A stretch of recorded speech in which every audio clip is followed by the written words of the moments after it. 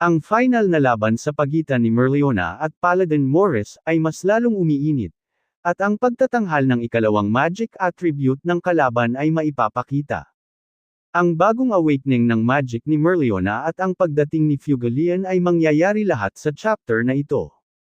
Ang chapter na ito ay lumilitaw na mainit katulad ng init na ating nararamdaman ngayon.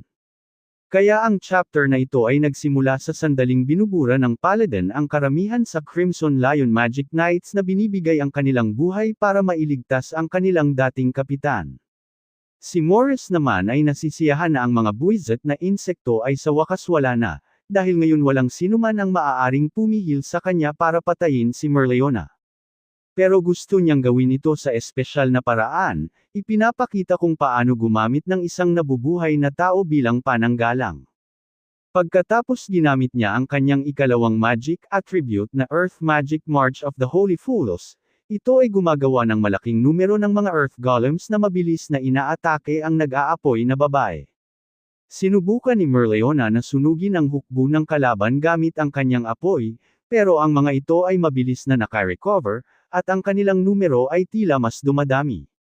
Sa pagtatanghal ni Paladin Morris ng bago nitong magic attribute, ang sitwasyon ng Lioness ay naging mas mahirap, dahil sa sandaling ito hindi niya magawang makalapit sa kinaroroonan ng Paladin mismo. Si Morris na parabang pinapakalma niya ang kanyang kalaban, sinabi niya na hindi lamang si Merleona ang gumagamit ng pulutong ng mga tao para makamit ang kanyang layunin. Sa nakaraan, si Morris din ay kumitil ng malaking numero ng mga tao na kanyang nakikita bilang walang potensyal. Siya ay nagsasagawa ng mga eksperimento sa mga tao na ito, sinasaliksik ang kanilang katawan, sinusubukang unawain ang logic ng mundong ito, para mas lalong maintindihan ang katawan ng tao. Pero hindi siya kailanman nakakuha ng mahalagang resulta. Gayunpaman, ngayon na si Lucius na kanyang tinatawag ngayon bilang Diyos ay ginawa siyang Paladin, at binigyan siya ng bagong kapangyarihan, at si Morris ngayon ay masaya na ang lahat ng kanyang paghihirap ay hindi walang saysay. Sa ngayon, sa tulong ng kapangyarihan na kanyang natanggap, siya ay may kakayahang sumira at gumawa. Sa parehong oras, ang hukbo ng kalaban ay ipinagpapatuloy ang kanilang pag-atake, at tila wala itong katapusan. Pero si Merleona ay walang gaanong oras, dahil sa kanyang matagal na paggamit ng Hellfire na anyo, ang kanyang katawan ay unti-unting nawawala. Dahil siya ay malapit sa pagiging mana mismo, naaabot na niya ang limitasyon ng abilidad ng isang tao. Dahil perpektong nakita ng Paladin ang nangyayari kay Merleona, at binanggit na ito ang limitasyon ng katawan ng isang tao, inaalok na pumunta siya sa panig ni Lucius, para kasama nila magagawa niyang makamit ang hindi pangkaraniwang lakas. Gayunpaman, ang Lioness ay nagsimulang mainip tungkol sa paksang limitasyon, pagkatapos tayo ay makakakuha ng flashback mula sa kanyang nakaraan, kung saan noong sa edad na wala pa siyang grimoire, sa kanyang purong magic lamang, nagagawa niyang matalo ang mahuhusay na Magic Knight. At ang lahat ay umabot sa kahangalan na ang mga tao ay nagsimulang matakot sa kanya, at kahit hindi gustong maging training partners niya. Pagkatapos niyang mapagtanto na wala na siyang maaaring makamit dito, siya ay umalis para maglibot at maging mas malakas ng nag-iisa.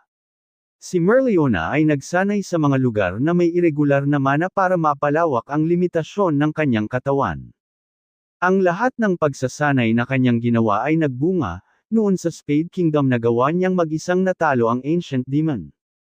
Pero kahit anuman ang gawin niyang pagpapabuti sa kanyang sarili at makamit ang bagong oportunidad, hindi pa rin kailanman magawang maakyat ni Merleona ang tuktok ng ninanais na kapangyarihan.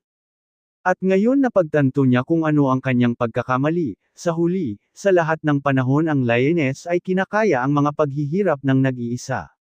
Pagkatapos sa sandaling ito, sa kanyang pagkakahulog sa lupa siya ay nakaramdam ng hipol ng kamay ng mga tao na sinusubukan siyang tulungan. Ang nararamdaman niyang ito ay nagpaalala kay Merleona sa kakampi niyang Crimson Lion Squad na personal na hiningi sa kanya na maging kanilang guro. At kahit ang kanilang pagsasanay ay masyadong mahirap, ang mga ito ay nanatili sa kanyang tabi hanggang sa huli. Dahil kahit kung sila ay mabigo na maabot ang antas ni Merleona, At least gusto nilang ipagpatuloy na sundan si Merleona para sa huli makita ang ultimate na kapangyarihan na sinisikap niyang makuha.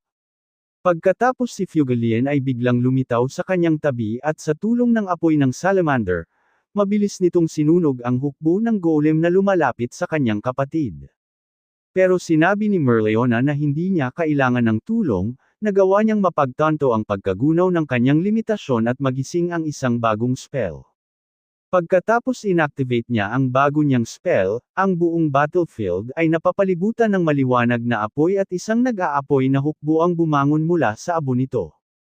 Si Merleona na walang elf, walang elemental spirit, sa puro niyang lakas, nagawa niyang makamit ang lubusang awakening ng fire magic, ito ay ang spell na Ultimate Flame Magic Excelicitus Leonum. Sa kanyang hukbo na gawa sa apoy ay hindi lamang mga basta-bastang tauhan, ang ating lioness ay naunawaan ang apoy ng pagkabuhay at muling binuhay ang mga kaluluwa ng kanyang dating kakampi. Sinasabi sa kanyang squad na kung iniisip ba talaga nilang maaari silang matulog sa gitna ng kanilang laban. Sinabi din ni Merleona na sisiguraduhin niyang susundan nila ito, kahit pagkatapos ng kanilang kamatayan.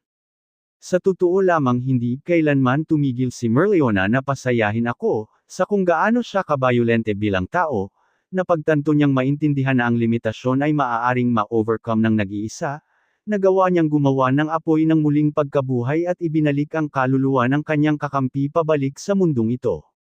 Kahit na ang muling nabuhay na membro ng Crimson Lion mismo ay nagulat sa kung ano ang nangyari, dahil sigurado sila ay namatay mula sa kamay ng Paladin. Sapagkat ang kanyang tagasunod ay bumalik, ito ang tamang oras para bumalik sa laban.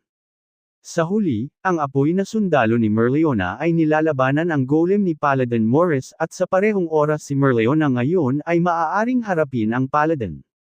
Si Paladin Morris sa oras na ito ay gulat sa kung paano nagawang ibalik ng kanyang kalaban ang namatay niyang kakampi. Gayunpaman si Paladin Morris ay matatag na nagtitiwala sa kanyang tagumpay at marahas na inatake si Merleona. Sa gitna ng kanilang laban naramdaman ni Morris na hindi gumagana ang kanyang spell kay Merleona, sinabing siya ba ay walang pisikal na katawan. Sa huli, ang katawan ni Merleona ay naging isang mana, ngayon ay naging invulnerable sa anumang manifestation ng material na atake. At nakamit niya ito salamat sa apoy ng muling pagkabuhay na lubusang sumunog sa limitasyon ng katawan ng isang tao. Ang sitwasyon na ito ang nagpagalit kay Morris dahil sa kanyang buong buhay palagi niyang hinahabol ang kapangyarihan na hindi maabot ng logic ng mundong ito, at hindi niya maintindihan kung paanong ang isang ordinaryong tao ay nagawang makamit ang ganitong kapangyarihan. At pagkatapos sinabi ni Merleona sa kanya na sa sandali ng pagkamatay ng Crimson Lion, sa kanilang sariling sakripisyo tinulungan nila si Merleona na malaman ang anyo ng kaluluwa ng tao, ito ay nagbigay sa kanya para malampasan ang limitasyon ng katawan ng isang tao. Ipinagpatuloy ng lioness ang kanyang walang tigil na atake sa kanyang kalaban, ang kanyang apoy ay naging mas uminit na nagsimulang sumunog sa katawan ng Paladin, at ang kanyang regeneration ay hindi makasabay sa mga paparating na pinsala. Sa huli sinunog ni Merleona ang katawan ni Morris gamit ang kanyang nag-aapoy na suntok, gumagawa ng lethal na pinsala sa kanya. Kaya ang chapter na ito ay nakakamangha, at literal na sinunog ni Merleona ang lahat dito, ang kanyang kalaban, ang kakampi at ang kanyang limitasyon. Dahil ito ay nagpagulat sa akin na nagawa niyang maging mega lioness sa tulong lamang ng kanyang mahihirap na pagsasanay. Talagang si Merleona ang masasabi nating pinnacle sa kung ano ang maaaring makamit ng isang tao.